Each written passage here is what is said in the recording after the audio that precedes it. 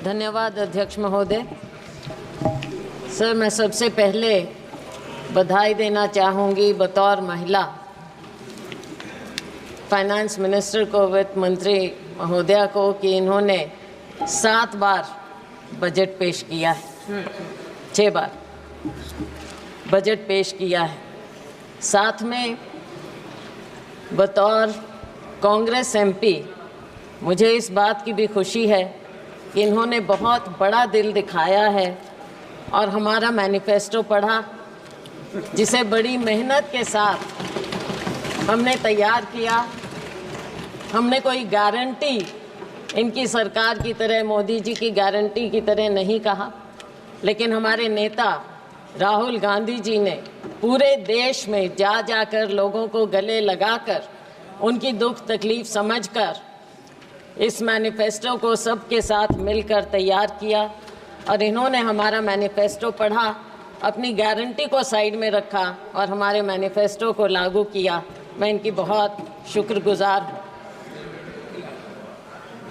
अब मैं इस बजट को क्या बोलूं? कुर्सी बचाओ बजट बोलें,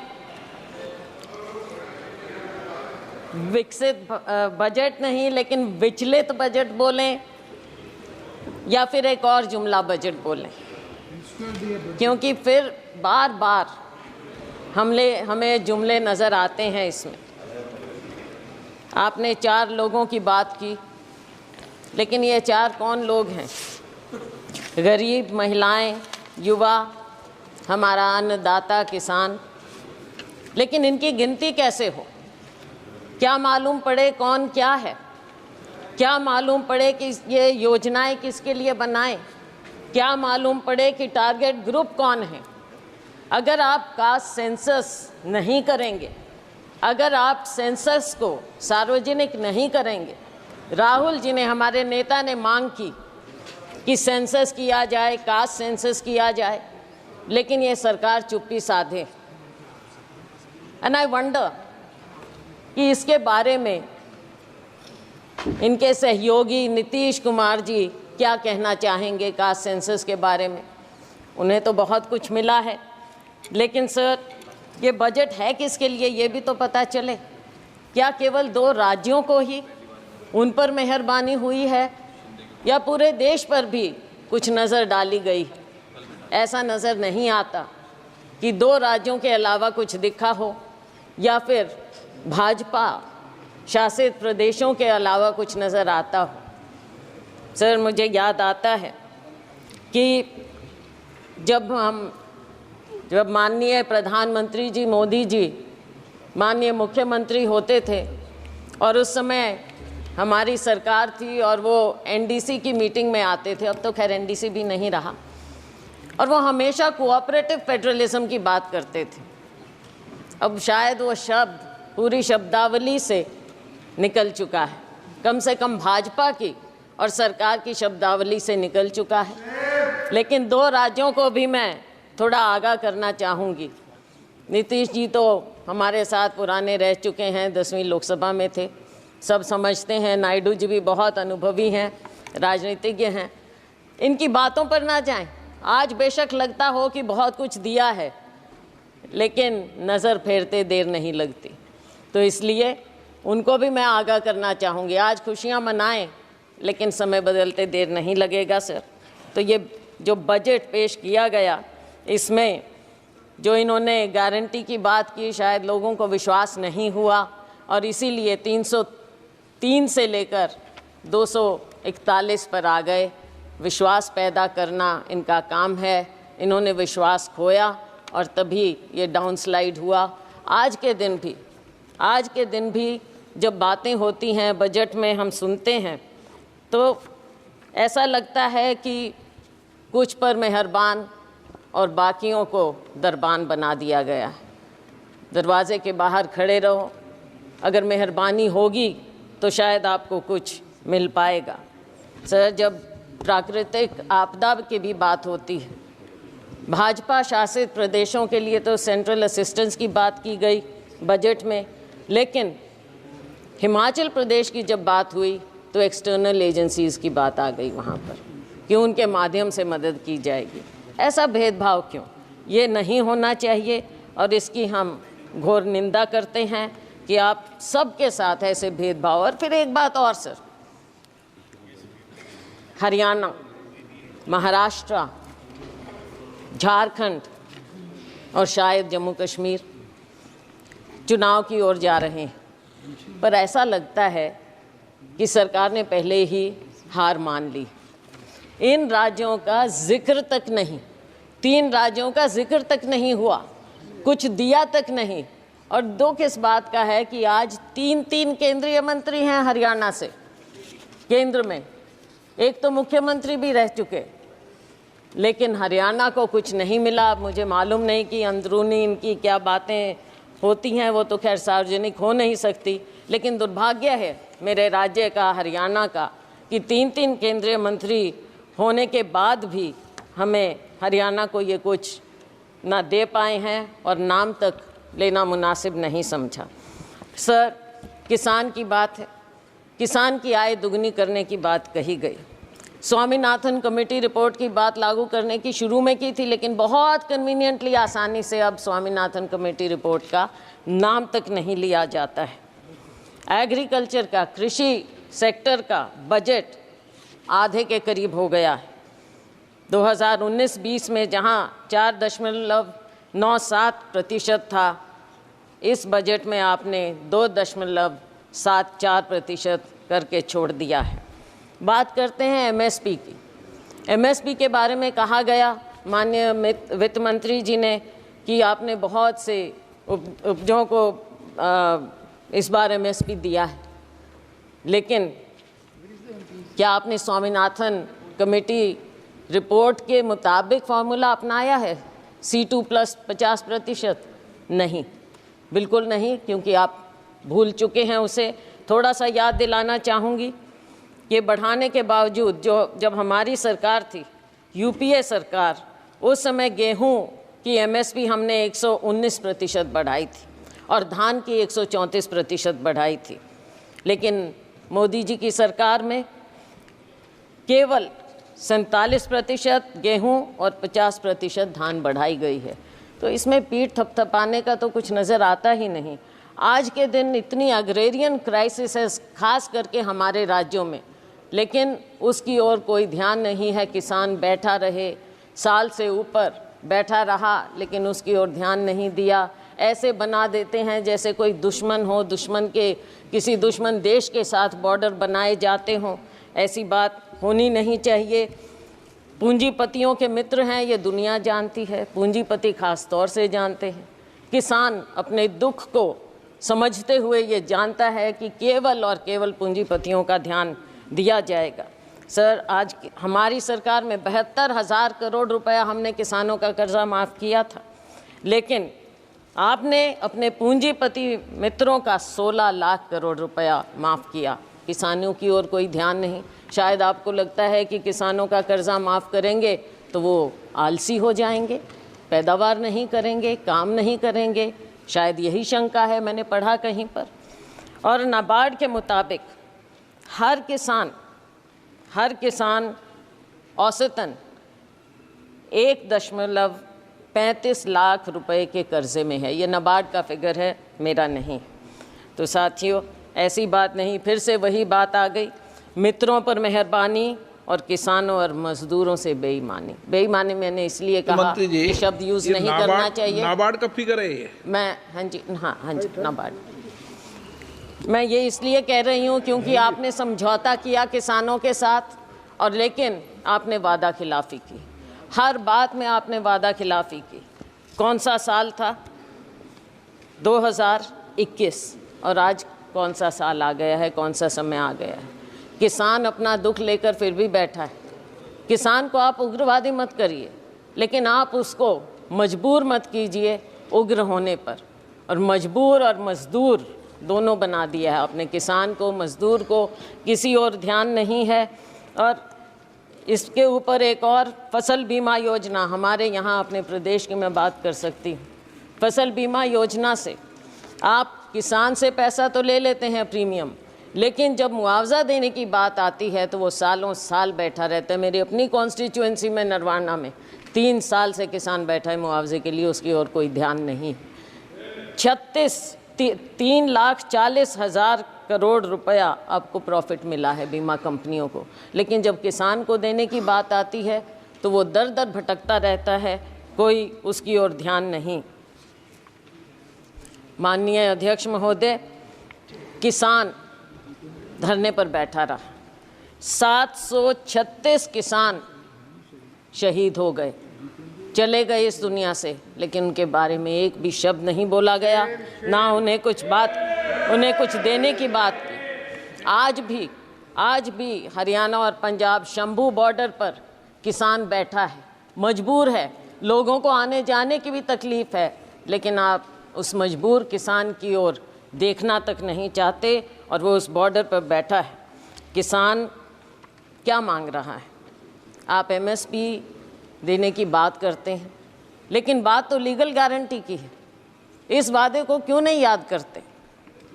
किसान को जब तक आप लीगल गारंटी नहीं देंगे उसके MSP की, तब तक आप किसान के साथ इंसाफ नहीं कर सकते। और ये किसानों से आप पूछ लीजिए, हम जिस अन्नदाता की आपने बात की, अगर अन्नदाता कमज़ोर होगा तो ये देश कभी आगे पनप नहीं सकता, ना किसी का विकास होगा और ना ये विकसित भारत हो सकता अगर किसान और मजदूर इस तरह से मजबूर हो जाएगा।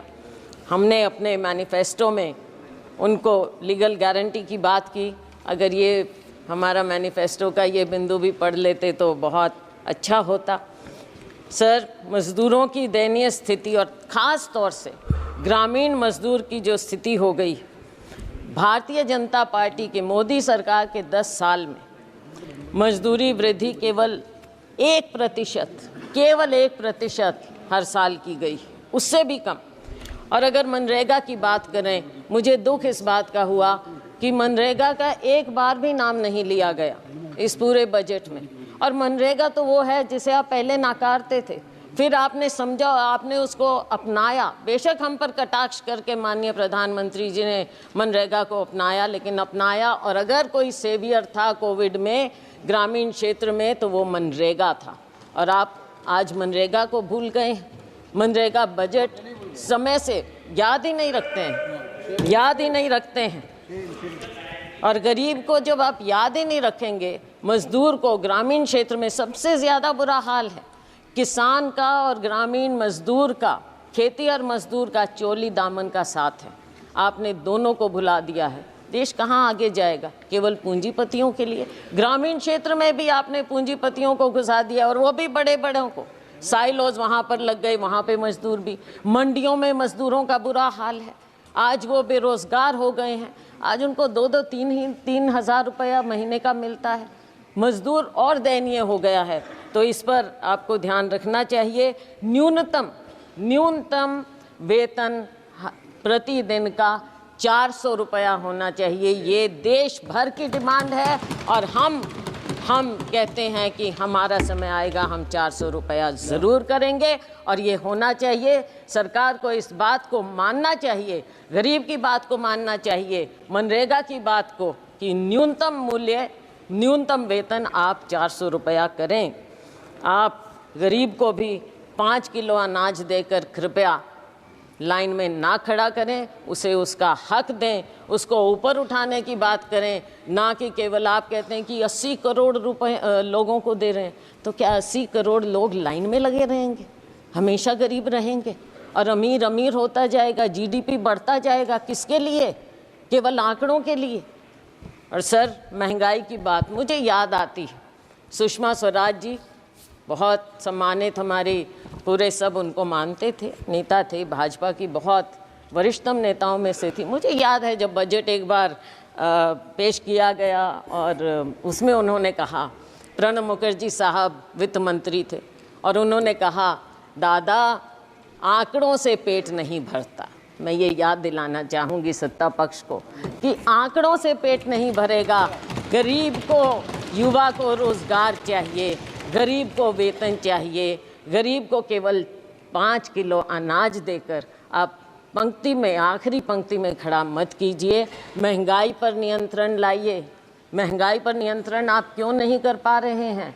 जो ऑयल कंपनीज हैं उनका मुनाफा बढ़ता जाता है, लेकिन क्या आप आम उपभोक्ता को कोई राहत देते हैं? क्या किसान तक कोई राहत पहुंचती है? गरीब तक कोई राहत पहुंचती है? आज इन्फ्लेशन कितना बढ़ता जा रहा है। फूड इन्फ्लेशन के बारे में माननीय वित्त मंत्री जी ने पासिंग में कहा कि हम इसका इंतज़ाम करेंगे, लेकिन कैसे इंतज़ाम करेंगे?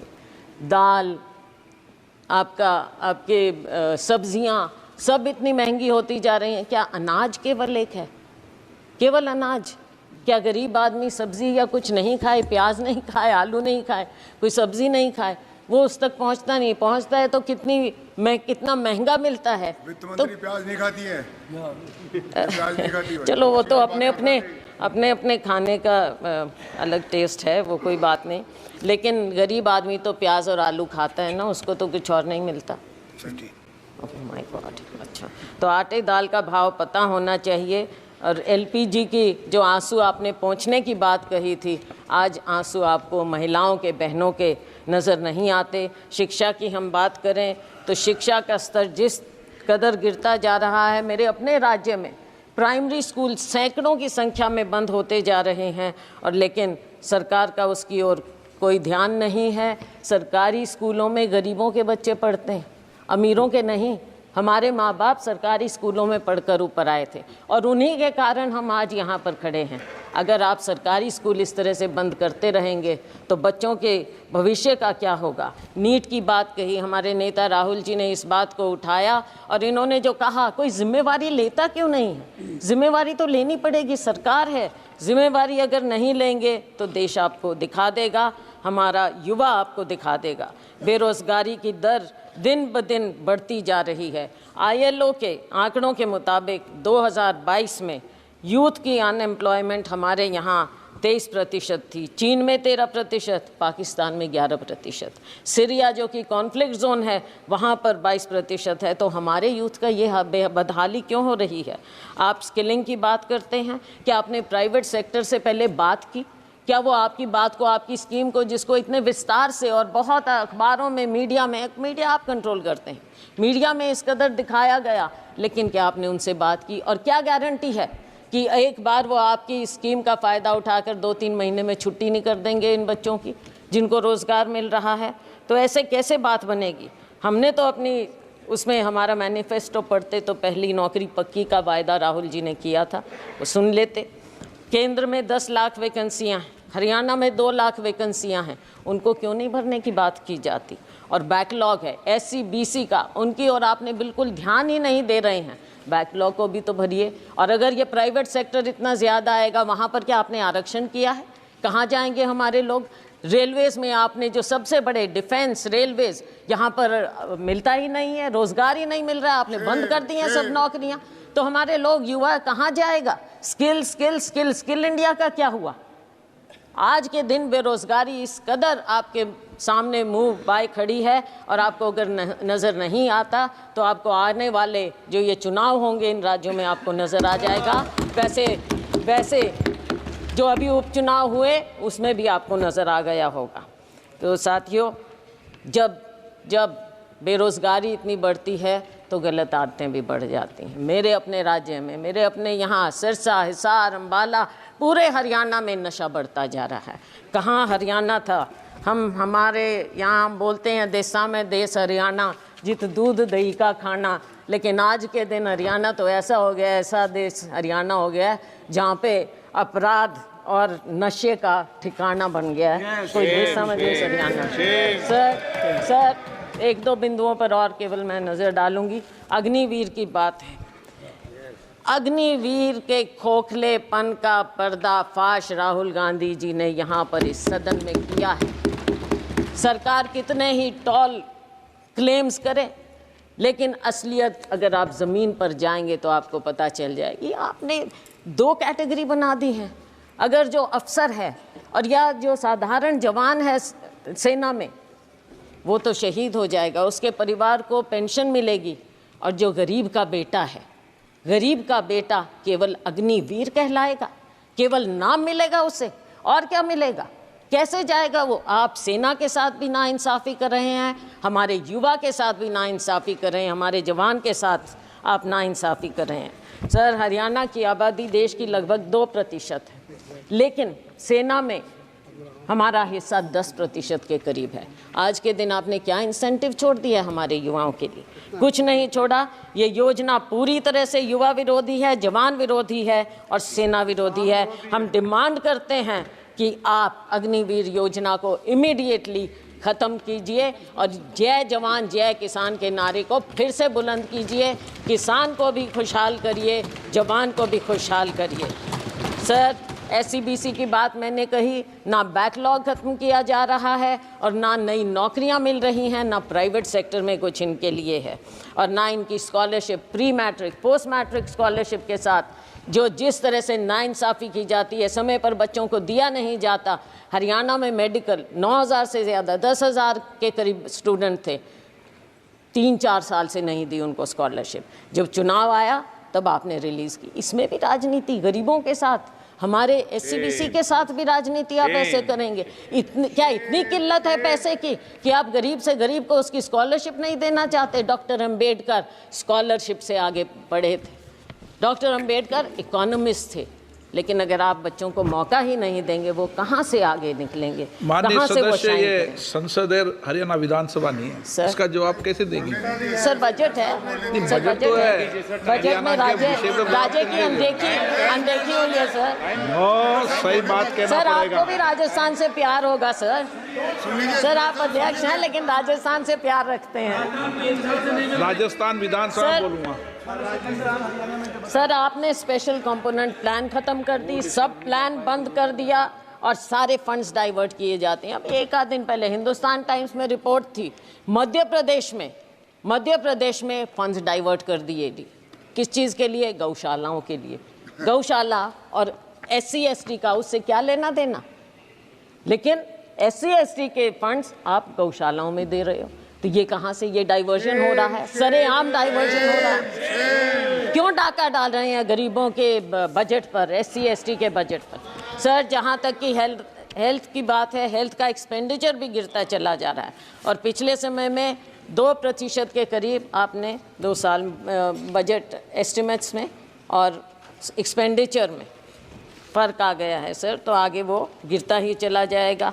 और सर, आपकी कमिटमेंट हेल्थ सेक्टर में कोविड में देखा, लेकिन उसके बाद भूल गए। मैं एक और, आप सर बुरा नहीं मानना, अपना राज्य होता है, थोड़ा सा मेरे को बोलने दीजिए। सर, हरियाणा में माननीय प्रधानमंत्री जी ने फाउंडेशन स्टोन रखा था आयुष यूनिवर्सिटी का, क्या हुआ उसका? आज तक एक पत्थर नहीं लगा है कुरुक्षेत्र में, एक पत्थर। माननीय वित्त मंत्री जी पता करें। और सर, सिरसा में मेडिकल कॉलेज का नींव पत्थर माननीय प्रेसिडेंट साहब ने, राष्ट्रपति महोदया ने रखा, वहाँ भी टेंडर तक नहीं हुआ है, तो कैसे होगा? ये हेल्थ के प्रति है। आप बच्चों के बारे में एक शब्द नहीं। कुपोषण सबसे ज़्यादा हमारे ग्लोबल हंगर इंडेक्स के मुताबिक 2023 के मुताबिक 125 देशों में इंडिया की दर 111 है। पिछले साल 107 थी, इस साल 111 पर हम आ गए हैं। भूखमरी, कुपोषण, बच्चों के लिए क्या हो रहा है? अब वर्किंग महिलाओं के लिए, महिलाओं की बात अगर हमारी बात सुन लेते, राहुल जी ने प्रॉमिस किया कि हर गरीब परिवार में हम एक महिला को 1 लाख रुपया देंगे। अगर आप दे देते महिलाओं का तो अपने आप उद्धार हो जाता। थोड़ा सा सुन लेते, हमारी थोड़ी बात मान लें, इसमें कोई शर्म की बात नहीं है। आपके पास आइडियाज़ नहीं हैं, हमारे पास हैं, हमारे आइडियाज़ ले लें, सुझाव ले लें, तो देश का भला हो जाएगा, बहुत भला हो जाएगा। हमारे पूर्व मुख्यमंत्री जी यहाँ पर अब मंत्री हैं, बहुत बढ़िया उनके पास मंत्रालय हैं, लेकिन अगर शहरों की बदहाली, आप एक तो नाम बदलने का बड़ा शौक है, अब सिर्फ इसलिए क्योंकि JNNURM राजीव आवास योजना रखा, नाम से आपको थोड़ी दिक्कत है, शायद नफरत है, तो वो नाम बदल दिए स्मार्ट सिटी। अब सर, स्मार्ट सिटी फरीदाबाद में आप अगर 2 कदम पर है Faridabad, it is an overgrown urban slum. कहाँ से स्मार्ट सिटी है वो? किस हिसाब से? कचरे के ढेर हर जगह। और मिलेनियम सिटी गुड़गांव, खुद कॉलीग वहाँ से मंत्री, वहाँ से एमपी। 2 दिन पहले उनका इतना बड़ा इंटरव्यू छपा था कि वहाँ पर क्या बदहाली है गुड़गांव में कचरा प्रबंधन की। आप उनकी ही बात सुन लें क्या हो रहा है। मैं उम्मीद करती हूँ कि आपस में कॉलीग्स जो माननीय पूर्व मुख्यमंत्री हैं वो अपने यहाँ पर कॉलीग की बात सुनेंगे, दूसरे फरीदाबाद में एक और कॉलीग हैं केंद्रीय मंत्री, उनकी बात सुनेंगे। इन शहरों का तो थोड़ा आप कल्याण करिए। मैं जानती हूँ आप हताश हो चुके हैं हरियाणा की तरफ से, लेकिन हरियाणा के लोगों का 10 साल आपको मौका मिला, कुछ तो कर दीजिए, कुछ तो कर दीजिए हरियाणा का। पीठ मत दिखाइए हरियाणा को। अच्छा, स्वच्छ भारत का कहीं जिक्र ही नहीं है, भूल गए। वो ऐनक भी फेड हो गई जो गांधी जी की आपने ले ली थी और हर दीवार पर चिपका दी थी, वो ऐनक भी अब नज़र नहीं आ रही है। पता नहीं क्या हुआ, वो कचरे में ही शायद उसको भी लिप्त कर दिया आपने। सर, रेलवेज माननीय मंत्री जी थे यहाँ भी, तो उनकी बात चलो मेरे कॉलीग बोल देंगे, मैं और ज़्यादा समय 1-2 मिनट और लेकर ख़त्म करूँगी।